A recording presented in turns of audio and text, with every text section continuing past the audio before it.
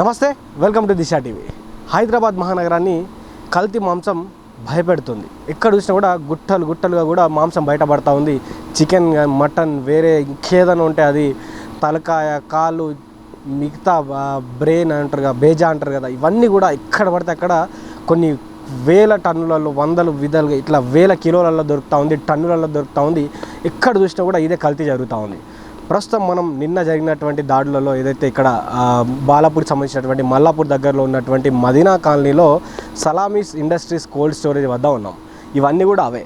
అయితే ఇక్కడ నిన్న పోలీసులు తనిఖీ నిర్వహిస్తే దాదాపు ఇక్కడ గుట్టలుగా మొత్తం మాంసం ఈ 5 కోల్డ్ స్టోరేజ్లు నిండా ఉన్నది.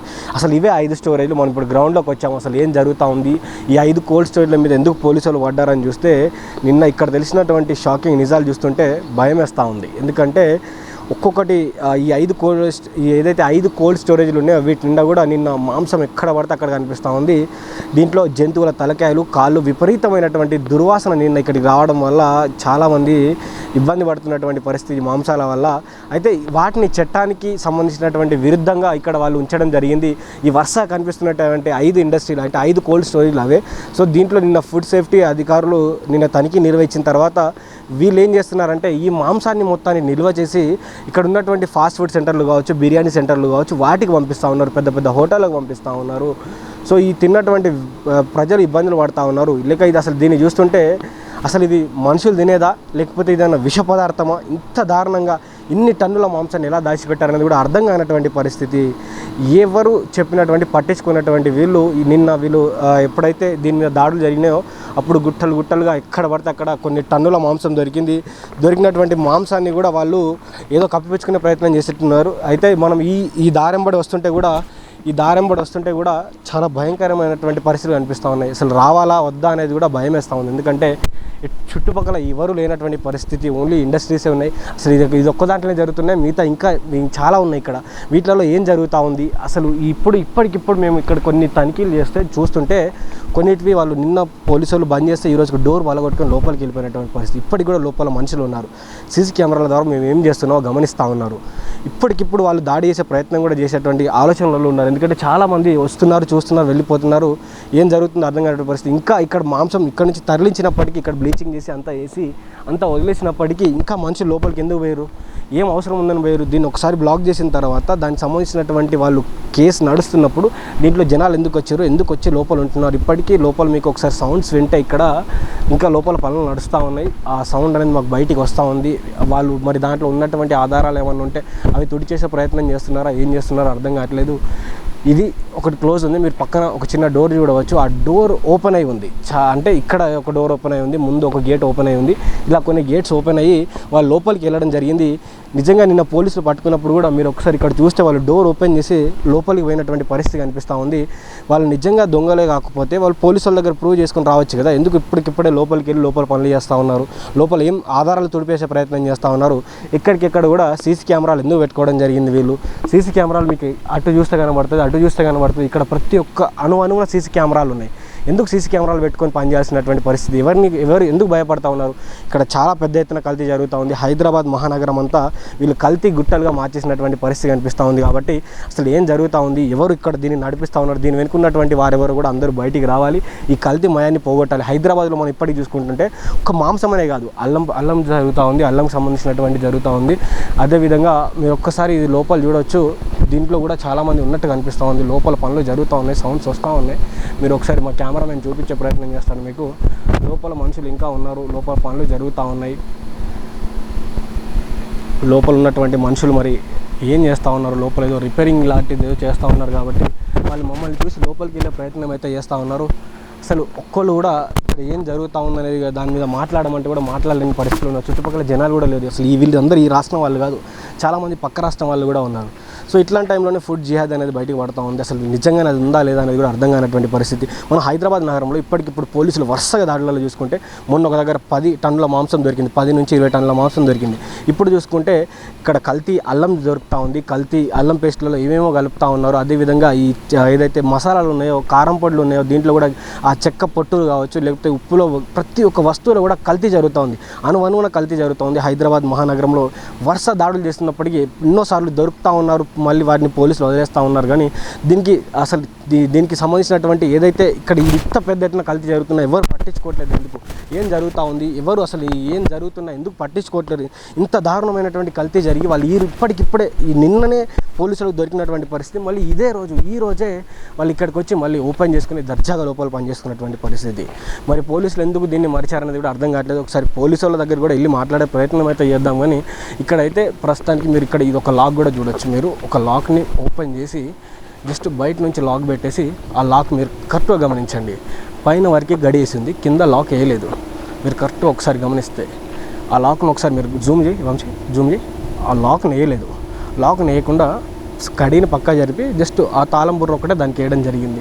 ఇంత చాకచక్యంగా పనిచేస్తూ ఉన్నారంటే, ఇంత పెద్ద ఎత్తున కల్తీ చేస్తుంటే వీళ్ళకి ఇలాంటి తెలివిలు వస్తాయి. ఇంత పెద్ద స్కామ్ ఇక్కడ జరుగుతూ ఉంది. 5 కోల్డ్ స్టోరేజ్లలో ఇంకా మాంసం ఉందని అనుమానాలు వస్తాయి. దుర్వాసన మాత్రం ఒక రేంజ్లో వస్తూ ఉంది. ఇక్కడ నిలవలేనటువంటి పరిస్థితిలో ఉన్నాం కాబట్టి చూద్దాం, పోలీసుల దగ్గరికి వెళ్దాం, పోలీసులతో మాట్లాడదాం ఏమంటారో. నిజంగా ఇక్కడ మరి ఇప్పటికి వాళ్ళు ఎందుకు ఎంటర్ అయ్యారు, పోలీసులు ఎందుకు పట్టించుకుంటారు, ఇవన్నీ అడిగే ప్రయత్నం చేద్దాం. ప్రస్తుతం అయితే ఇక్కడ ఉండాలన్నా కూడా కొద్దిగా భయంకరమైనటువంటి పరిస్థితులే ఉన్నాయి. లోపల చాలామంది ఉన్నారు కాబట్టి మనకు కూడా ఇబ్బంది కలిగే అవకాశం ఉంది. కాబట్టి ఇక్కడ నుంచి సరాసరి పోలీసుల దగ్గరికి వెళ్దాం, పోలీసులతో మాట్లాడే ప్రయత్నం చేద్దాం. ఇది ఒకసారి ఇక్కడ ఎందుకు మళ్ళీ వీళ్ళు రావడం జరిగింది, ఇంత కల్తీ జరుగుతున్న వాళ్ళకి ఎవరు పర్మిషన్ ఇచ్చారు, లోపలికి వెళ్ళి ఎందుకు పనులు జరుగుతున్నాయి కూడా తెలుసుకునే ప్రయత్నం చేద్దాం.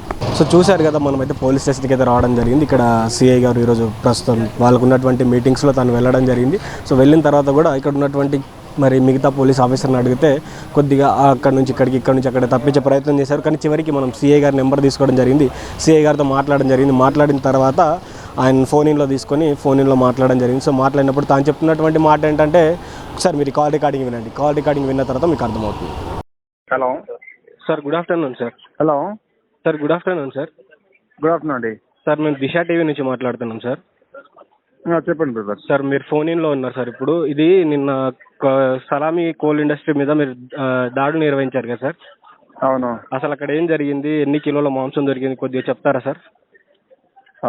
1150 కేజీల మన తలకాయలు, మేకప్ పొట్టేళ్ళు, గొర్రె పొట్టేళ్ళకు సంబంధించిన తలకాయలు, కాళ్ళు, బోటి అవన్నీ సీజ్ చేసినాం సార్.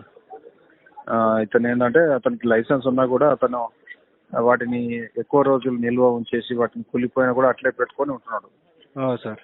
అంటే దాని ఎలాంటి ఎక్స్పైరీ డేట్ కూడా మెయింటైన్ చేస్తలేడు. ఆ విధంగా వాటిని వైలేషన్ చేయడం వలన అంటే ఓన్లీ అక్కడ మేకకు సంబంధించినవి ఉన్నాయా సార్, మిగతా జంతువులు ఏమైనా ఉన్నాయా సార్? లేదు, అవే ఉన్నాయి. ఓన్లీ కోడి మేకవే ఉన్నాయా సార్? కోడి కాదు, మేకలు, గొర్రె పొట్టేళ్ళు. మేకలు, గొర్రె పొట్టేళ్ళు, బోటి, కాళ్ళు, బోటి, తర్వాత తలకాయ ఉంటాయి కదా సార్. వాటిని తీసుకొచ్చి వాళ్ళు స్టోర్ చేశారు సార్. ఈ రోజు కూడా మేము ఇక్కడ గ్రౌండ్ రిపోర్ట్కి రావడం జరిగింది సార్. ఓకే సార్, గ్రౌండ్ రిపోర్ట్కి వస్తే వాళ్ళు ఈ రోజు అంటే మీరు మొత్తం సీజ్ చేశారా లేకపోతే ఓన్లీ లాక్ చేశారా సార్? మేమైతే అక్కడికి వెళ్ళడం జరిగింది. వాళ్ళు కొంతమంది డోర్స్ తీసేసి లోపలికి వెళ్ళినటువంటి పరిస్థితి అయితే కనిపిస్తూ ఉంది. ఎవరు? అది లేదు, అది ఏదైతే బాగాలేదో వాటి కాడికి సీజ్ చేసినాం. మనం తీసుకుపోయినా ఇంకా మంచి వాళ్ళ ప్రెమిసెస్ ఏం సీజ్ చేయలేదు. అయితే మేము 5 కోల్డ్ స్టోరేజ్ దగ్గరికి పోయి వస్తే డోర్లు తీసేసి చిన్నగా ఒక్క సైడ్ డోర్ మాత్రమే తీసేసి వాళ్ళు లోపలికి వెళ్ళినటువంటి పరిస్థితి, లోపల కార్యకలాపాలు అయితే నడుస్తున్నాయి సార్. మేము ఇప్పుడే వెళ్ళి రావడం జరిగింది. అవును, వాళ్ళది నడుస్తాయి. వాళ్ళ మంచిగా ఉన్న వాటి కాడికి వదిలేస్తాం, బాగాలేని వాటిని సీజ్ చేసినాం. ఉన్నాయి, మంచివి కూడా ఉన్నాయి ఇంకా వాళ్ళ దాంట్లో సార్. అట్లా అంటే ఇప్పుడు ఈ హైదరాబాద్ లో జరుగుతున్నటువంటి కల్తీ గురించి చెప్పాలంటే ఏం చెప్తారు సార్? ఇప్పుడు ప్రస్తుతానికి మనం నిన్న అయితే వాళ్ళు ఏదో లోకల్లో కొంత వేరే బయటికి వాటిని సప్లై చేస్తారో తెలుస్తుంది. అయితే ఇంకా మనం డీటెయిల్ గా దాన్ని ఇంకా ఎంక్వైరీ చేసేదండి. వాళ్ళు ఎవరికి సప్లై చేశారు అదనేది ఇంకా డీటెయిల్ గా ఎంక్వైరీ చేస్తే దానికి మనకు పూర్తి వివరాలు తెలుస్తాయి. అది మనం ఒకసారి అది అయినాక మనం పూర్తి వివరాలు చెప్తాం. ఓకేనా? సో కాల్ రికార్డింగ్ అయితే విన్నారు కదా. తను చెప్తున్నటువంటి మాట ఏంటంటే, దాదాపు 5 దాంట్లో దాదాపు 1150 కిలోల పైగా ఆ తలకాయ మాంసం సంబంధించింది, కాళ్ళు సంబంధించినటువంటి అన్నీ కూడా దొరికినాయని చెప్తా ఉన్నారు. సో దొరికినటువంటి మాంసం ఏదైతే ఉందో ఆ మాంసాన్ని వాళ్ళు సీజ్ చేసినామని చెప్తున్నారు. మిగతా ఏదైతే 5 కోల్డ్ స్టోరేజ్లలో పక్కన కూడా కొంత మంచి మాంసం అయితే ఉంది. సో దాన్ని మేము ఇప్పటికిప్పుడు అంటే బయటికి మేము కొంత వాటి వరకు పర్మిషన్ ఇచ్చాం, మిగతా వాటికి పర్మిషన్ లేదని వాళ్ళు చెప్తా ఉన్నారు. కానీ మనం వాస్తవానికి చూస్తుంటే అక్కడ 5 కోల్డ్ స్టోరేజ్లలో వాళ్ళు ఎంటర్ కావడం జరిగింది. 5 కోల్డ్ స్టోరేజ్లో వాళ్ళకు ఒక డోర్ ఓపెన్ చేసి ఎంటర్ కావడం జరిగింది. సో పోలీసులు కూడా అది పట్టించుకున్నటువంటి పరిస్థితి. 5 అయితే ఓపెన్ ఉన్నాయి. ఓపెన్ అయ్యి లోపలికి అయితే వాళ్ళు ఎంటర్ కావడం జరిగింది. సో ఎంటర్ అయినటువంటి పరిస్థితులలో వాళ్ళు చెప్తున్నట్టు ఇప్పుడు సిఐ గారితో మాట్లాడితే వారు చెప్తున్నట్టు అంటే మేము 5 ఏవైతే ఉన్నాయో వాటిని కాకుండా పక్కన కూడా కొన్ని మంచివి ఉన్నాయి. సో వాటికి పర్మిషన్ ఇచ్చామని వాళ్ళు చెప్తా ఉన్నారు. కానీ వాళ్ళు ఇచ్చినటువంటి పర్మిషన్ కాకుండా మిగతా దాంట్లో కూడా వెళ్ళడం జరిగింది. సో ప్రస్తుతానికి హైదరాబాద్లో అయితే కల్తీ అయితే నడుస్తూ ఉంది.